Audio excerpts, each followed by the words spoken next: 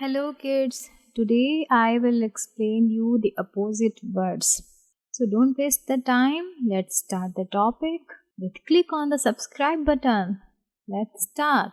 Kids, look at this image. In this image, a cat is stand and other cat is sit.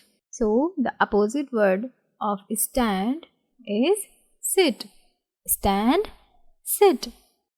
Look at this image. Fire is hot and ice is cold. So, the opposite of hot is cold. Hot, cold. The girl is crying, she is sad. And the boy is playing, he is happy.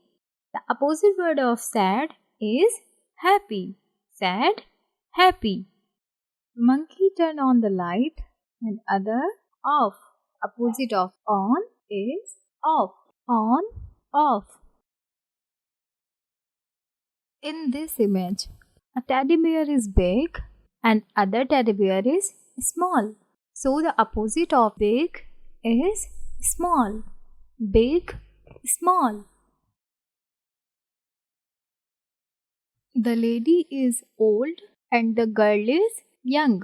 So the opposite of old, young.